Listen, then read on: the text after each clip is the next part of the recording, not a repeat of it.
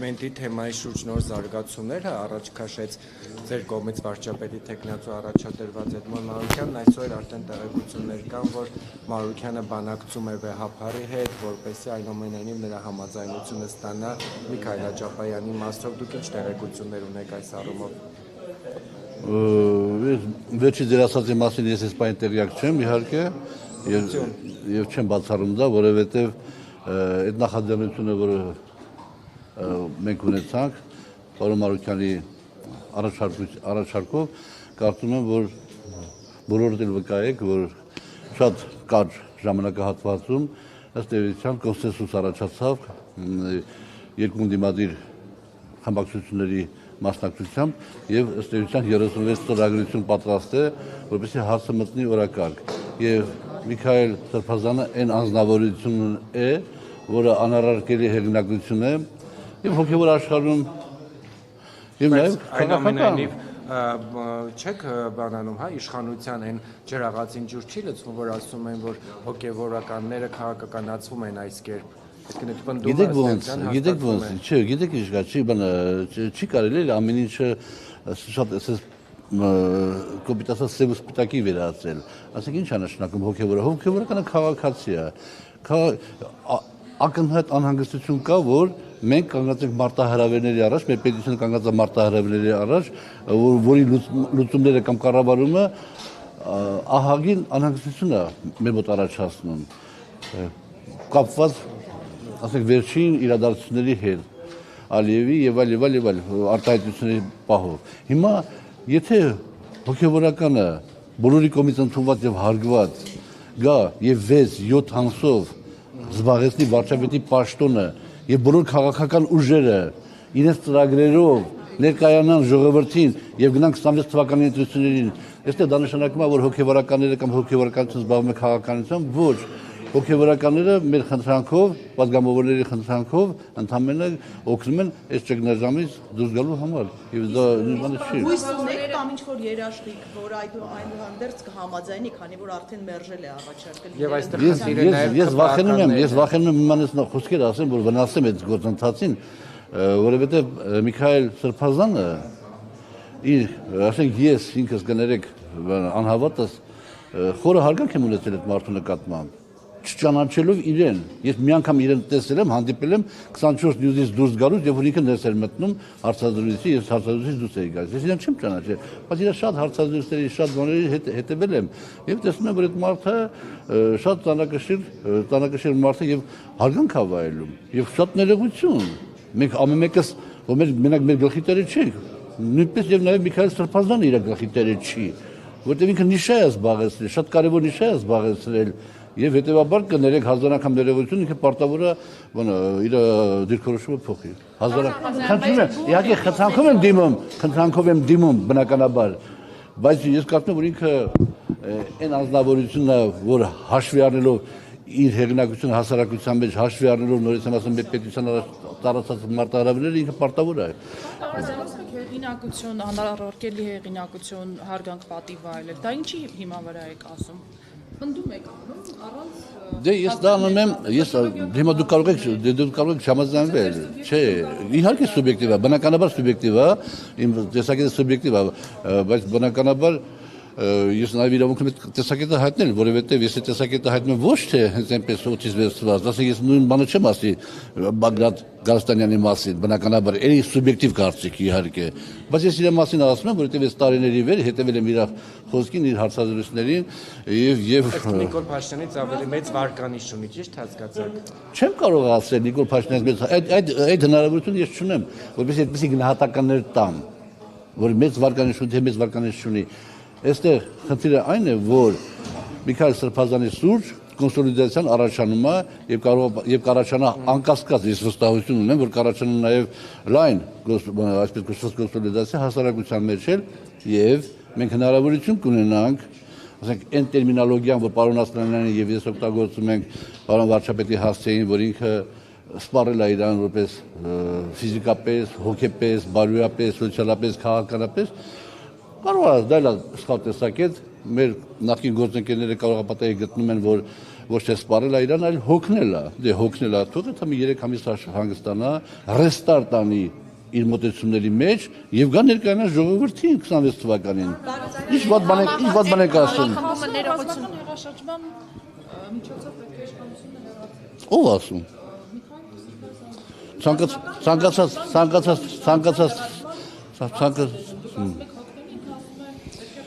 Դուք դատավոր եք, սիրուն աղջիկ, հա, դե հո արձանագրում եք, դուք ինձ եք արձանագրում, որ ամենախիստ դատավորություն խիստ եք արձանագրում, ներողություն, բանմեգության կախավարկած որ կմնաց, ապրեք, եւ երկրորդը ով որ նման բան ասում եւ ապացուցում է, որ ինքը այդ խոսքերի տակը ինչ-որ բան կա, հենք կա, ինքը պիտի պատասխան տա օրենքի առաջ, դա ես իմ համար քննարկելի չի։ Կաթողիկոսի հետ կամ ինչ-որ ձևով Աջապահյանի հետ, որպեսզի միտքը փոխվի։ Ես չէ,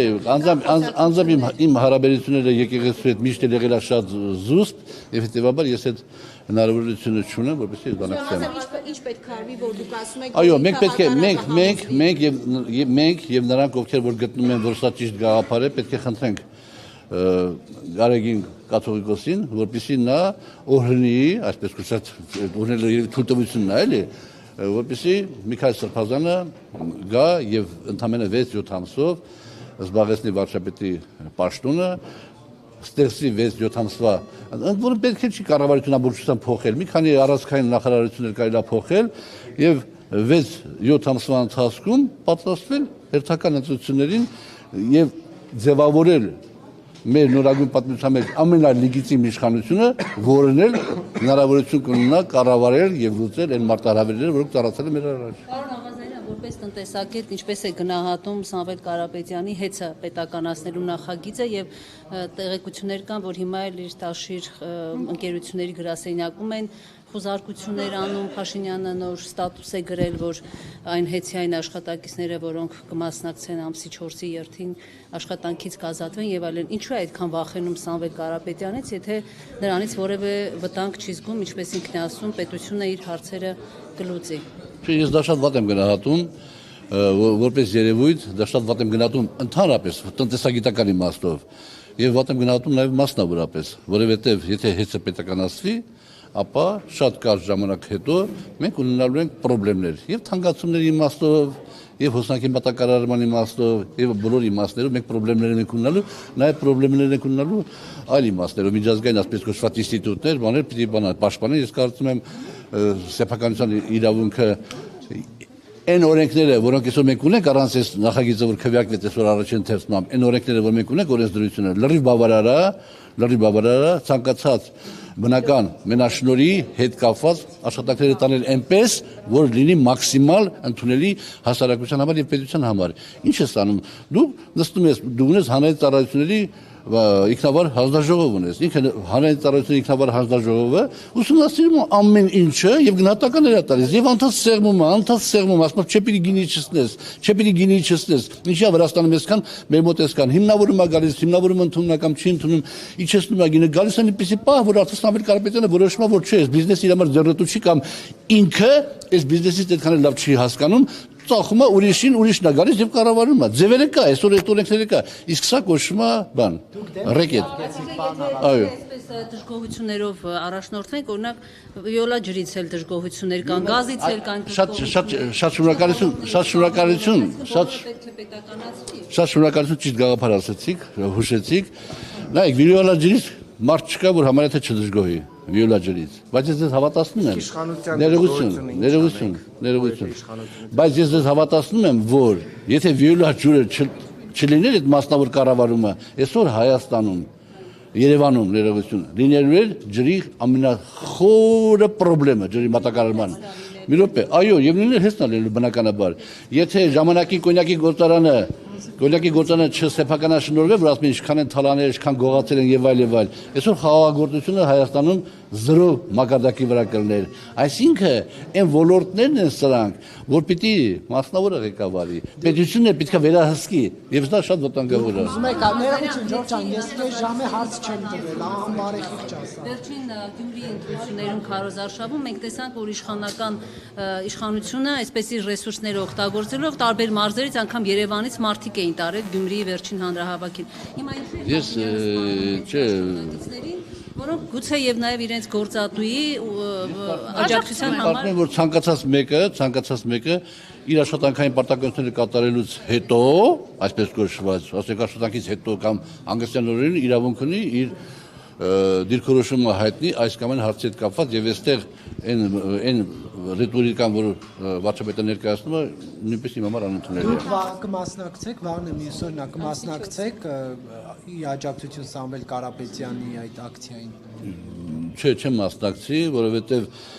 ես կարծում եմ, որ Սամվել Կարապետյանը բոլոր դեպքերում այն արտահայտությունը, որ արեց, ինքը չպիտի այդ արտահայտությունն աներ։ Ինչու՞։ Մեծագույն հարգանք ունենալով իր նկատմամբ։ Չէ, բան այդ արտահայտություն չէ, դե ոնց որ ասած բան անես, էլի։ Քո հակառակորդին, ասենք, բան հնարավորություն տաս ինքը արդարացնի իր քայլերը, ասենք, պետք չէ այդպես արտահայտություն։ Ասենք Սամվել Կարապետյանը խոշորագույն բիզնեսմեն է, բայց երևի քաղաքականության մեջ երևի փորձառությունը պակաս է։ Այդ նույն միտքը ուրիշ ձևով են ասում։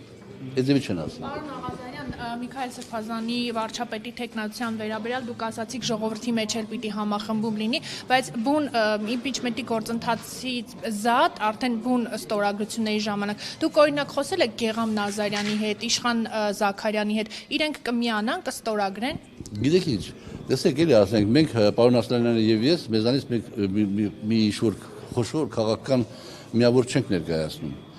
Մենք շատ համեստ տեղ ենք զբաղեցնում այդ ներկապնակի մեջ եւ հետեւաբար մենք առանձին սրա այս կամ այն падգամավոր հետ խոսելու անհրաժեշտություն չունենք։ Տեսեք, Հայաստան դաշինքը մեր հետ ոչ մի բան ոչ խոսած, ոչ էլ։ Մենք ասեցինք պարոն Մարուկյանի նախաձեռնությամբ հայտարարեցինք եւ Հայաստան դաշինքը միացավ, որովհետեւ պետք է միանան նրանք, ովքեր որ գտնվում են սա խնդիր կա եւ այս խնդրի լուծման ճանապարհը սա է։ Հետեւաբար մենք այդ ճանապարհով չենք գնում, որովհետեւ չեմ կարծում որ դա օգտակար լինի, որովհետեւ եթե ես Գեգամ Նազարյանին ինչ ասեմ, ասեմ քեզի պաշտոն կտամ։ Գործընթաց եք մեկնարկում։ Չէ, նորից եմ ասում, պետք է յուրաքանչյուրը ընկալի, որ այս հարցի լուծումը այս ճանապարհը ճիշտ է։ Եթե ինքնահոսի չէ, հիմա գնում է գործընթացը գնում է։ Հիմա կարող պատահի վաղը չմիսուրի գա մի պահ, որ մի հսկայական այսպես կոչված ժողովրդի մասը իրավիճակ ստեղծի, որ ակնհայտ լինի, որ դիմում ենք Գարեգին Սրբազանին, խնդրում ենք թույլ այդ մարդը գա եւ ինքը կարող պատահի հարգի այդ տեսակետը։ Ես ասենք որ ոչ հոգեվորական կամ այդ արժեքները չկրող մի քիչ խոսքս կարող է կոպիտ ասում, բայց սա հիմա խնդրանքի վրա է հիմնված հոգեվորականների նկատմամբ։ Ազգային անվտանգությունը բացահայտումներ արեց, զենքեր, պայթուցիկ սարքավորումներ բացահայտվեցին, նաև ձայնագրություն հրապարակվեց։ Այս մասով դուք ինչ մեկնաբանություն ունեք, արդյոք դա աբեկչություն էր։ Ես ասեմ ձեզ, ես ձեր թույլտվությամբ այդ հարցի մեջ չխորանամ, որովհետև ժամանակին ես գնահատական տվել եմ։ Հիմա ես չեմ ուզում տված գնահատականին հակառակ բան ասեմ, եւ հետեւաբար թույլ տվեք ես չմասնակցեմ, ելի նորից հարգելով ամեղության կախավարկածը, բայց բոլոր դեպքերում ես գտնում եմ, որ այո, իշխանությունները չարաշահում են իրենց լծակները, դա կարամ ասեմ հաստատ։ Բայց տվյալ դեպքում ինչքան չէ, չեմ կարող ասել։ Աղազարյան կարելի է վստահել մի քննչական կոմիտեի, որի շենքից $590,000 փող են գողացել։ Եվ հիմա այդ քննչական կոմիտեին դե կապ չունի, բայց այսինքն հենց այդ փաստը գողանալու ինչպես կարելի է վստահել քննչական կոմիտեին եւ նրա տարածած ես նաեւ լինելով այսպես կոչված ինչ-որ իմաստով այդ դեպքերի հորդանուտում իմ կազմում քրեական վարույթների հետ կապված մեր կապարանոց չեմ ասում, այն դեպքից հետո երբ որ վարչապետը ասեց, որ Բարձրագույն դատական խորհրդի նախագահին ինքն է ըստ էության հրահանգել, որ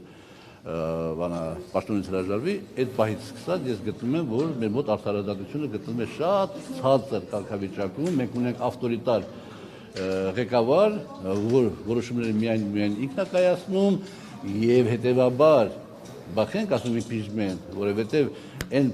մարտահրավերները, որ ծառացած են մեր երկրի առաջ, մի մարդ, եթե պետք է այդ որոշումները կայացնի, այդ մարտահրավերներից մի դեպքում անգամ եթե ինքը սխալ որոշում կայացնի, դե մարդը չի կարող սխալվի, ապա դա կլինի ճակատագրական մեր համար։ Գիտեք ձեր գործով դատարանին թե մտնելու գործը թե դեռ։ Չեմ իմ գործով արդեն երրորդ քննիչն է փոխվում, չգիտեմ, երրորդ քննիչն է փոխվում, թե եւ կմտնի դատարան, դեռ չգիտեմ։ Պարոն Աղազարյան, դուք ինչ կարծիք ունեք այն խոսակցությունների վերաբերյալ Հայաստանում ռուսական հեռուստաալիքները եթերից զրկելու հետ կապված։ Գիտեք, եթե իհարկե կան դեպքեր, որը ռուսական մեր այսպես կոչված ինչ ասեմ, մի շերտ կա Ռուսաստանում, Մարգարիտա Սիմոնյան եւ այլ, որ իրենց ես կարծում եմ ճիշտ չեն պահում, իմ կարծիքն է սուբյեկտիվ, պետք է այդպես չլինի, բայց ընդհանուր առմամբ փակելու դեմ եմ, իհարկե դեմ եմ։ Ինչու՞։ Ինչ անշանակում ինչու 3 միլիոն հայ է ապրում այնտեղ։ Մենք բանը պետք է կապ ունենանք, շփումներ ունենանք, չպիտի դա կատարվի։ Բայց այն, որ իրենց համապետական եթերներով Հայաստան վարկաբեկող, Հայաստանի իշխանություններին, ժողովրդին ինչ որտեղ նաև վարկաբեկող բովանդակություն են եթեր տալիս եւ դա մեր հանրային մուլտիպլեքսը Նման բոլոր դեպքերում կա գործիքակազմ համապատասխան քայլեր ձեռնարկելու համար եւ պետք է ձեռնարկվի։ Ես միանշանակ կողմ եմ։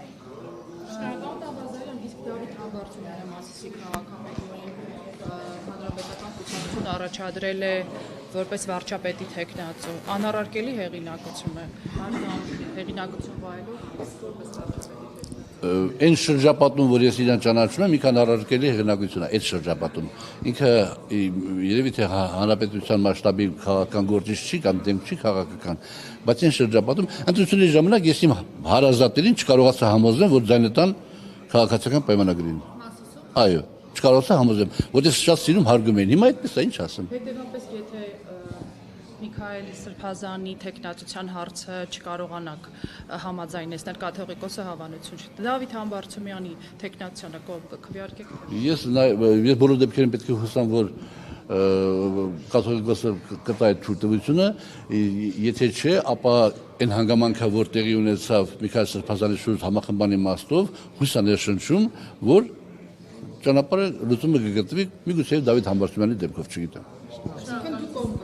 Կերևա է, չեն կարող հիմա ասել։